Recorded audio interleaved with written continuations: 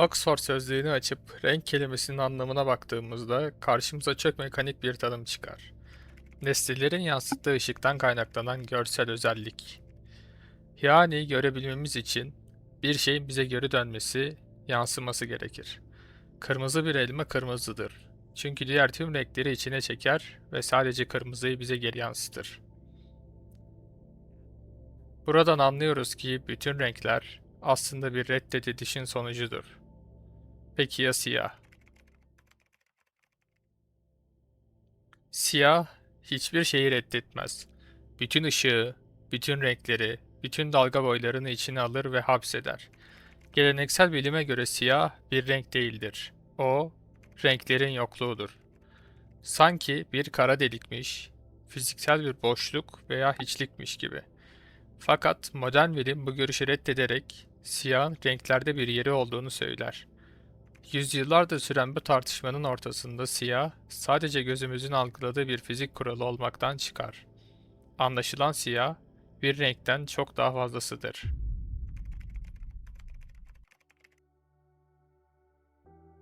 Neden en zor anlarımızda, en güvensiz hissettiğimizde karanlığın o sessiz ve gizemli kumaşına sarılmak isteriz? Bu konuda renk psikolojisi bize çok net bir şey söyler. Beyaz açığa çıkarır, siyah ise gizler. Dünya fazlasıyla yorucu, gürültülü ve talepkar olduğunda siyah giymek aslında psikolojik bir zırh kuşanmak gibidir. Kendimizle dış dünya arasına görünmez, aşılmaz bir bariyer çekeriz. Siyah, dışarıdan gelen o kaotik enerjiyi, stresi, karmaşayı ve yargıları tıpkı ışığı emdiği gibi emer. Buradayım der siyah ama aynı zamanda rengimi belli etmiyorum demektir. Bize bir kontrol ve güç hissi verir. Ancak bu güç dışa dönük bir saldırganlık değil, içe dönük bir savunmadır. Korkuyu ve gizemi aynı anda barındıran mesafeli bir otoriterdir adeta.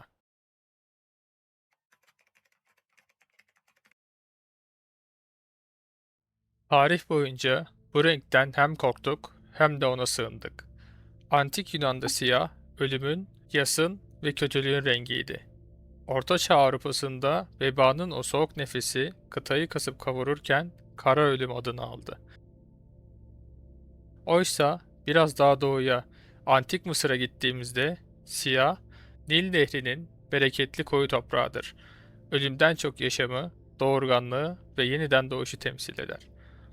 Tarihin o loş koridorlarında biraz daha yürüdüğümüzde siyahın çok ruhani, çok daha sarsıcı bir yüzüyle karşılaşırız. Kiliselerin o soğuk taş duvarları arasında sessizce süzülen rahipleri düşünün. Neden baştan aşağı siyah giyerler? Bu basit bir kumaş tercihi değildir. O siyah cübbe dünyaya karşı okunmuş sessiz bir manifesto halini almıştır. Ben egomu öldürdüm demektir siyah giymek. Bütün o şaşalı, canlı renkler dünyevi arzuları, statüyü, parayı ve kibri temsil ederken siyah mutlak bir tevazunun rengidir çünkü. Siyah giymek renklerin o gürültülü kibrinden vazgeçip sessizce huzur bulmak demekti.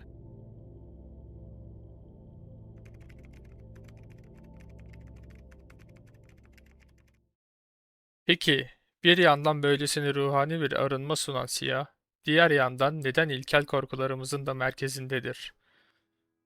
Bunun cevabı gözlerimizde. İnsanın en ilkel doğasında gizlidir. İnsan beyni karanlıkta göremez. Göremediği yerde ise bir şeyler icat etmeye başlar.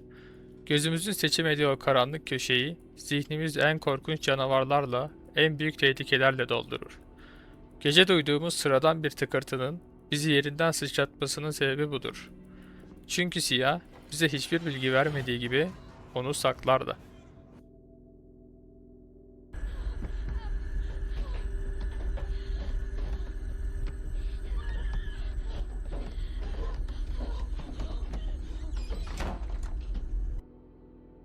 Derin mağaralar, okyanusun güneş ışığı ulaşmayan o korkunç dibi, uçsuz bucaksız uzay boşluğu, kara delikler ve hatta göz bebeklerimizin tam ortası. Hepsi siyahtır. Siyah, bilginin bittiği yerdir. Bilinmeyenin, kontrol edemediğimizin rengidir. Bizler, en çok göremediğimizden korkarız. Ama aynı zamanda çoğu zaman o göremediğimiz şeyleri merak ederiz. Okyanusun dibindeki karanlık bizi hem dehşete düşürür hem de o gizemi çözmek için delicesine bir merak uyandırır. Bilmediğimiz şeylerin birçoğunun siyahın içinde yaşadığını en nihayetinde fark ederiz.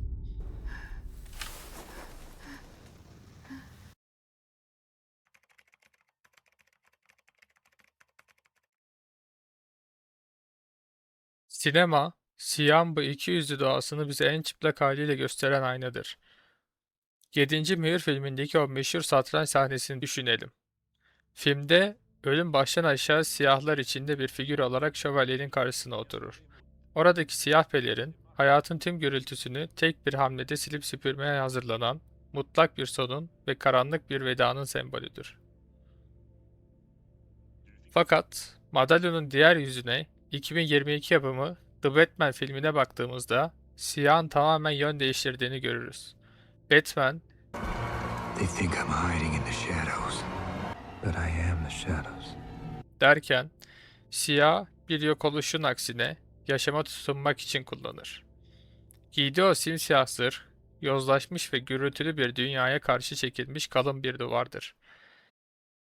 Gündüzün o sahte aydınlığında nefes alamayan bir adam, gece olduğunda siyahın o emici, koruyucu gücüne sığınarak ayağa kalkar.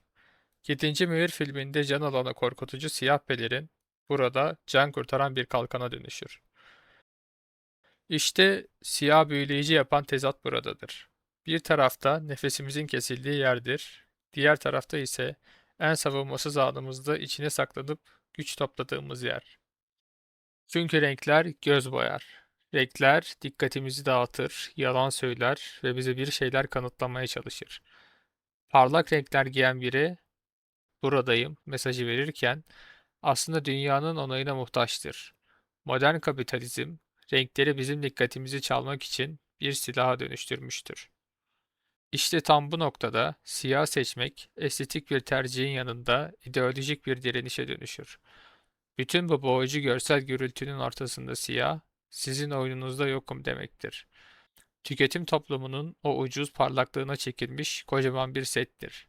Çünkü siyah bağırmaz, dikkat çekmeye çalışmaz.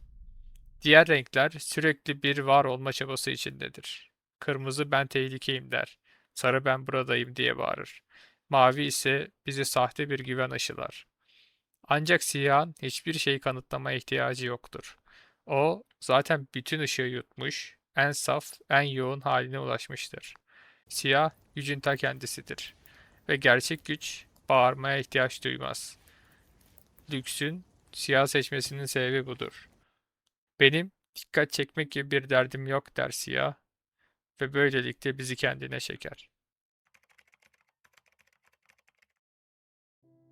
Büyük ressamlar siyah bir renk paleti olarak değil, aynı zamanda bir duygu durumu olarak kullandılar. Fransız ressam Henri Matisse şöyle der: hangi rengi kullanacağımı bilemediğimde siyah kullandım. Siyah bir güçtür, onu bir denge unsuru olarak kullandım. Çocukluktan yetişkinliğin o karmaşık dünyasına adım attığımızda, masumiyetimizi kaybettiğimizde, başarısız olduğumuzda ya da sadece kendimizle baş başa kalmak istediğimizde o görünmez zırhı bu yüzden kuşanırız. Çünkü siyahın bize vaat ettiği muazzam bir dürüstlük vardır. Renkler değişir, solar ve kanıtlanmaya çalışır. Ama siyah hep aynı kalır.